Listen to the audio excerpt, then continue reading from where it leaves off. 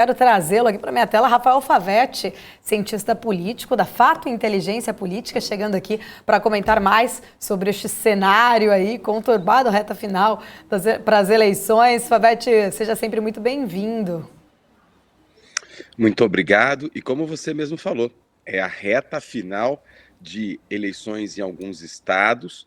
Lembrando a todos que alguns estados ainda têm essa disputa para o governo estadual e, claro, para o governo central, que eu acho que é o que chama a atenção de todos, especialmente dos investidores, né? É óbvio que alguns investidores também olham alguns estados, especialmente Rio Grande do Sul, por causa de algumas facilities que lá tem, e, claro, São Paulo, muito por causa da Sabesp. A Sabesp chegou a ser tema do último debate entre os candidatos a governador e, claro, os investidores estão de olho.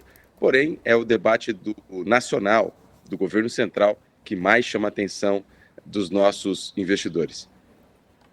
Eu ainda vou falar mais sobre este assunto, né? Inclusive tem algumas perguntas aí para falar mais sobre essa parte mais polêmica dessa polarização, mas eu queria primeiro, em lugar, trazer aqui um outro fato que me chamou muita atenção, né? Começando já com uma notícia que saiu agora pela manhã do ex-governador de São Paulo, João Dória, anunciando a sua desfiliação do PSDB, lembrando até, né, que no dia que ele deixou a disputa pelo Palácio do Planalto, se distanciou ali da política, ele chegou a falar, né, que não deixaria o PSDB, né, com essas palavras, eu não mudei de partido, não mudo de partido, não vou mudar de partido. Ele tinha frisado que iria deixar a vida pública ali, né, por um lado, por um certo momento, mas aí agora, então, a gente é surpreendido, né? Até o momento ele não anunciou apoio nenhum, né, nem para um candidato, nem para o outro, né? Ao contrário até do próprio Rodrigo Garcia, que anunciou apoio aí, né, ao presidente Jair Bolsonaro. Mas entender um pouquinho da sua opinião, Favetti, o que deve ter sido, né? O que aconteceu, o que deve ter feito Dória realmente desistir do PSDB nessa altura aí do campeonato? Já há uma especulação que parece que já tem convites até para o setor privado ali, para ele ir aí trabalhar para o setor privado. Mas, na sua opinião, o que você acha que pode ter pesado?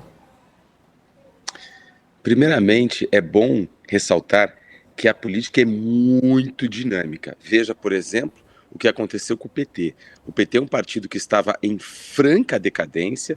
O PT teve uma perda de centenas de deputados ao redor do país, os deputados estaduais, milhares de vereadores, mais de centena de prefeitos. Foi o partido que mais perdeu nas eleições de 2020 e consegue fazer uma bancada maior agora em 2022, portanto dá um up.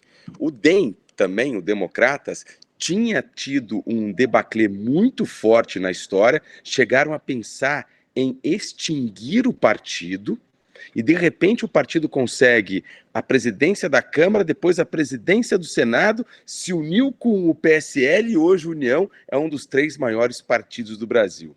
O PSDB, veja que coisa, o PSDB disputa as eleições de 94, ganha em primeiro turno, disputa as eleições de 98, ganha em primeiro turno, vai ao segundo place nas eleições de 2002, 2006, 2010, 2014, em 2018, que é pouco tempo para uma quadra histórica, né? Em 2018 fica fora do segundo turno pela primeira vez e agora ele chega a desfalecer, sendo o partido que mais perdeu quadros, mais perdeu votos de 2018 a 2022. Logo, a saída de Dória está nesse contexto, está na saída da desnutrição do partido.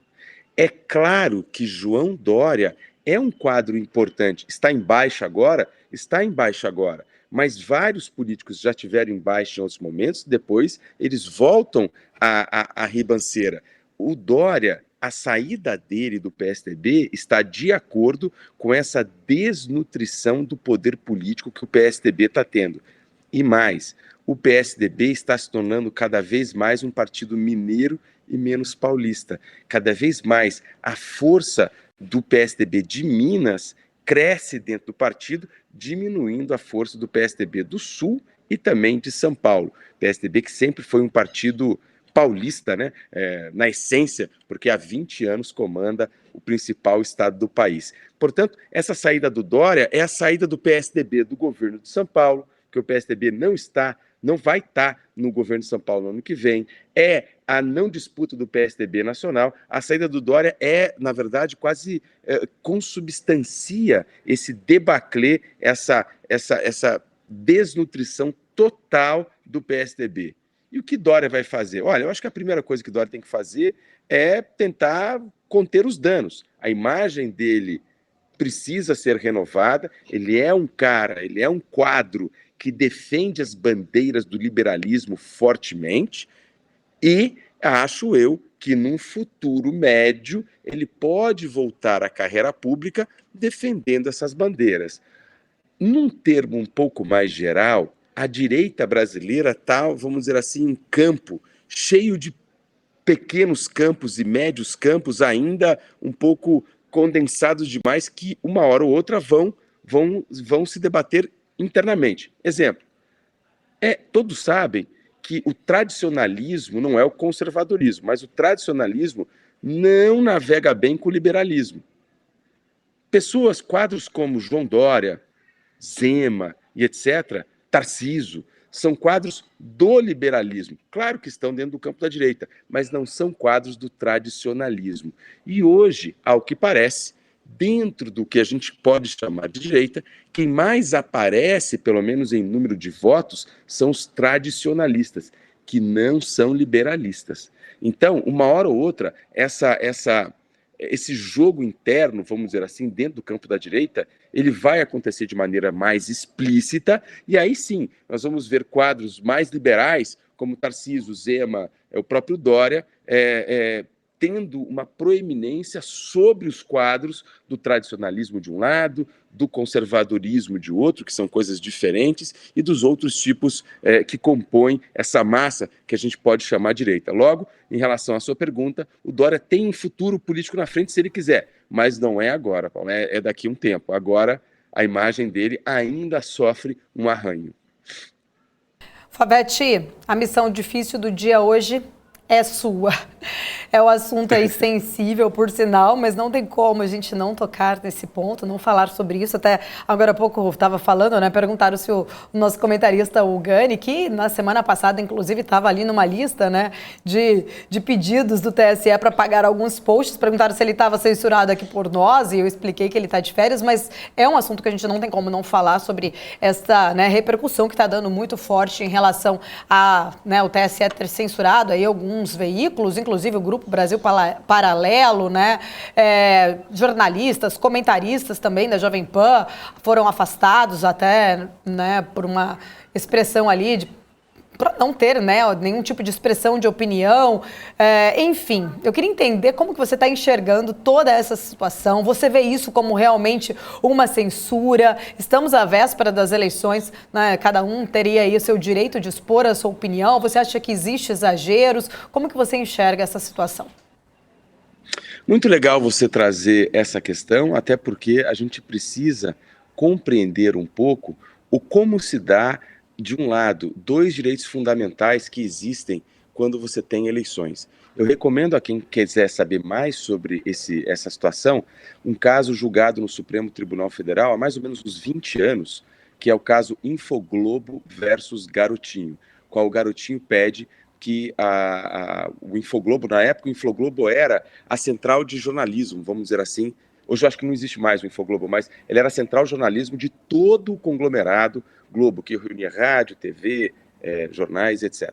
O Infoglobo tinha uma informação, o caso era, o Infoglobo tinha uma informação à época, que era uma informação obtida por meios diferenciados, que era contra o Garotinho, e o Garotinho estava disputando, se não me engano, era a Prefeitura do Rio de Janeiro. E ele entrou, esse caso chegou no Supremo, e o Supremo decidiu, há 20 anos atrás, o seguinte: entre a liberdade de expressão, que é um direito fundamental, ok? E o capital das eleições, especialmente o chamado direito subjetivo do candidato ou das candidaturas, há que se compatibilizar isso e fazer uma proporcionalidade que o Supremo brasileiro adota, o chamado critério da razoabilidade, de acordo com a Suprema Corte da Alemanha, de acordo com a Suprema Corte até dos Estados Unidos, dos dois grandes modelos que nós temos de controle de constitucionalidade, e o Supremo decidiu que, em épocas eleitorais, há um olhar diferenciado sobre esses direitos fundamentais. Então, é mais ou menos assim, o jornalismo pode sim se expressar, porque o jornalismo é a forma ouro, padrão ouro da liberdade de expressão, ok? Então, pode sim se expressar, porém, não pode captar o outro direito, que é o direito subjetivo ao voto. Portanto, ele pode se expressar, mas depois das eleições, para não interferir nas eleições. Eu estou trazendo um dado histórico do Supremo, é uma jurisprudência de mais de 2 décadas, e essa jurisprudência, ela na verdade, ela ilumina muito nós entendermos como se dá a liberdade de expressão em épocas eleitorais. Esse é o primeiro ponto. O segundo ponto é que todas as jurídicas das campanhas trabalham muito em épocas eleitorais justamente por causa das propagandas, das liberdades de expressão e etc. E quanto a isso, a nossa legislação eleitoral, ela é muito dura em períodos eleitorais. Eu tenho reservas, eu tenho críticas à nossa legislação eleitoral, já disse isso aqui para você, a nossa legislação eleitoral trata o eleitor como se fosse um silvícola quase, como se fosse um índio perdido no mato, e acha que o eleitor vai vender seu voto porque foi num comício, num showmício do Gustavo Lima ou da Anitta, entendeu? Então, a gente tem uma legislação eleitoral muito paternalista. E a justiça julga os casos de acordo com essa legislação paternalista. Portanto, eu acho que o caso não é só e somente só olhar as decisões da justiça eleitoral em momentos eleitorais, mas sim olharmos algo um pouco mais profundo, que é a nossa legislação eleitoral precisa ser revista quanto à capacidade do eleitor escolher o seu voto. Isso é, a nossa legislação eleitoral acredita que o eleitor ele é absolutamente influenciável de maneira muito rápida. E não é assim. O eleitor não forma o seu voto porque um jornalista falou alguma coisa ou porque um cantor cantou uma música. É muito mais complexa a formação de votos e hoje as pessoas têm condições, têm acesso às informações de maneira muito rápida. Portanto, eu acho que esse debate ele deve ser sempre trazido à tona e sempre aprofundado no seguinte sentido: é muito além do que estamos falando. Ele navega até na legislação. Porém, quanto à sua pergunta em específico, há ou não há censura? Tecnicamente, isso não é censura. Por que não é censura? Porque é a aplicação da lei, entendeu? O problema aqui, e é a lei que está sendo problematizada, a lei que tem que ser problematizada. Portanto, é tarefa para a próxima legislatura já tem, aí já está mirando, por exemplo, pesquisas eleitorais, vocês sabem todos disso, mas acredito que a próxima legislatura deveria também analisar com mais profundidade a nossa lei eleitoral, que vem desde a época da ditadura militar, a história de tratar o eleitor como se fosse quase um retardado, assim, que ficasse pronto para ser captado por uma fala de um jornalista ou por uma fala de um cantor, sabe? E não é assim. Então precisamos avançar na análise crítica da legislação eleitoral. Uhum. Favete, um outro ponto, né, acho que importante nesta reta final aí, né, os candidatos tentando trazer votos daqueles que estão indecisos. Enfim, a gente viu até algumas mudanças de comportamento, o próprio Jair Bolsonaro pedindo desculpas ali pelas, né, se as palavras que ele disse em algum momento teriam ofendido parte dos eleitores. E hoje pela manhã o Lula participou, na verdade agora há pouco inclusive, de um encontro com apoiadores evangélicos numa tentativa de conquistar esse eleitorado. Ele acabou até inclusive de divulgar uma carta aqui aos cristãos, eu estava até lendo essa carta. Ele se compromete a manter a liberdade religiosa garantida e deu ali, né? A gente já viu que esses pontos são muito usados pela oposição, né? Então, a oposição, a parte ali dos apoiadores de Bolsonaro usam muitas declarações de Lula contra os princípios cristãos, como a questão do aborto, da legalização de drogas, a amizade dele ali com o presidente da Nicarágua, né? O Ortega, Daniel Ortega, que já fechou igrejas, prendeu padres e feiras, inclusive até o próprio Jair Bolsonaro deu essa cutucada, né, no debate ali, falando, ó, fala aí do seu amigo Ortega, enfim. Você acredita que nessa altura do campeonato, né, essas ações, Lula aí, né, tentando convencer o eleitorado evangélico, de repente, que não gosta do Bolsonaro, pode ter resultado, pode ter efeito? Bolsonaro pedindo desculpas também das falas, da forma como ele tratou alguns assuntos, isso pode conseguir reverter votos? A tarefa do presidente Bolsonaro ela é mais difícil que a tarefa do ex-presidente Lula na conquista de votos por um motivo muito simples. Lula saiu do primeiro turno com 6 milhões de votos e meio a mais e, portanto, a matemática favorece a Lula. Porém, os gatilhos todos para um jump de conquista de votos estão com o presidente Bolsonaro. Primeiro, claro, porque ele é o presidente e quem está sentado na cadeira tem mais facilidade de gerar mídia espontânea e etc. Sobre essa questão das religiões, o dado que nós temos é que 50,2% dos eleitores da América Latina, a América Latina é muito religiosa, admitem mudar de voto por questões de costumes religiosos. Então, a América Latina tem muito essa questão. Mesmo se não for na América Latina, Paulo, se você pensar nos Estados Unidos, todo o debate eleitoral lá tem essas perguntas sobre aborto, eutanásia, drogas, armas, que são questões de costumes que ora tangem questões religiosas, como aborto e eutanásia, ora tangem o mundo liberal, como especialmente armas. Então, nesse sentido, nós temos que é errado achar que somente o mundo oriental tem questões religiosas como cerne da política. O mundo ocidental, especialmente as Américas, ele também tem, tirando o Canadá, evidentemente. No Canadá, as questões religiosas têm muito menos impacto. E todos sabem que na Europa, Espanha e Portugal e Itália, os países latinos e hispânicos, têm muita influência da religião, ao passo que os países anglo-saxões têm muito menos influência da religião. É o caso, por exemplo, da Alemanha, qual a religião importa muito pouco para os eleitores, ou valores religiosos importam muito pouco para os eleitores. Porém, em Portugal, os valores religiosos importam muito para os eleitores. E dessa maneira, no nosso contexto Brasil, que é um contexto ocidental, americano e latino-americano ainda por cima, é óbvio que essas questões religiosas tendem muito aí a fazer verão. O mais interessante de tudo é que tanto Bolsonaro quanto Lula miram hoje o voto evangélico, porém, tanto Bolsonaro quanto Lula são católicos. Essa é uma situação muito, muito interessante que a gente está vendo nessa disputa. E a nossa Constituição não tem uma preferência por religião. Na verdade, o nosso Estado é laico. Eu chamo a atenção porque, exemplo, a Constituição da Argentina tem. A Argentina é um Estado católico, tanto que nós tivemos um problema com um dos últimos presidentes da Argentina, Menem, que não era católico, e chegou-se a termos uma dúvida se ele podia ou não podia assumir a presidência da Argentina. Esses papos bobos que de vez em quando aparecem nas votações representativas, né? E lá causou-se um problema. Nossa, ele não é católico, como é que ele vai assumir a presidência da Argentina se a Argentina tem na Constituição que é um Estado católico? Nós não temos isso na nossa Constituição, ao contrário, é um Estado laico, porém, é óbvio que o voto é uma coisa e o Estado é outra, né?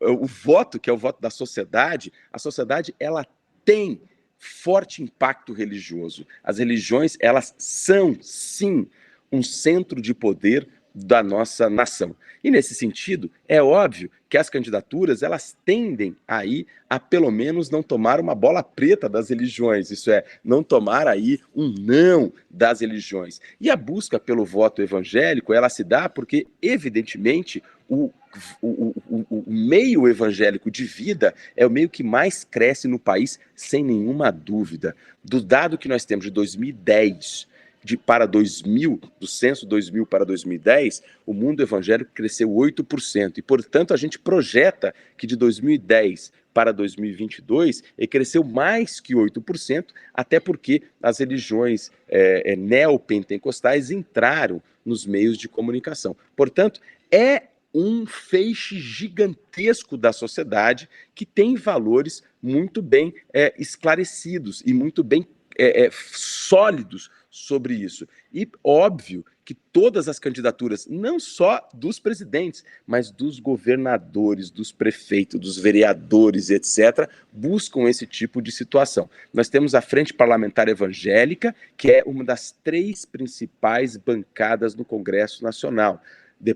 Depois da Frente Parlamentar Agropecuária, a Frente Evangélica é a mais poderosa aí no Congresso Nacional. E o que busca a Frente Evangélica? Busca dialogar sobre os valores que eles acham que são corretos para os seus eleitores, que são eleitores conservadores, são eleitores cristãos. E nesse sentido é interessante notar que a grande sacada, vamos dizer assim, do presidente Bolsonaro foi trazer isso para a frente da sua campanha já em 2018.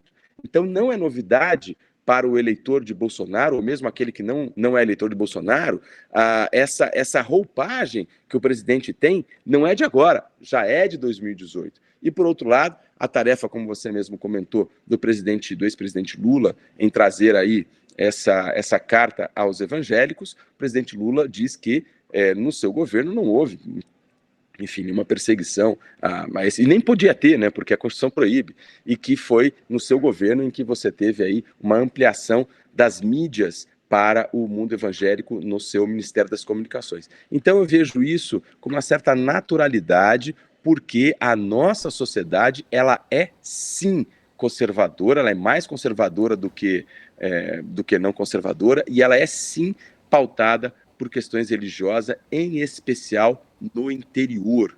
Muito menos quando vai chegando nas capitais, o voto religioso ele vai caindo um pouco, né?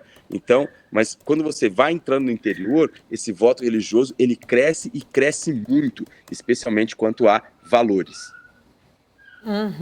Favete, ficaríamos aqui falando aí por horas outras perguntas, mas o meu tempo aqui já estourou. Quero agradecer, sempre um prazer poder falar contigo. Muito obrigada pela sua participação. Um abraço a todos e bons negócios hoje. Muito obrigada. Bom, a gente vai seguir.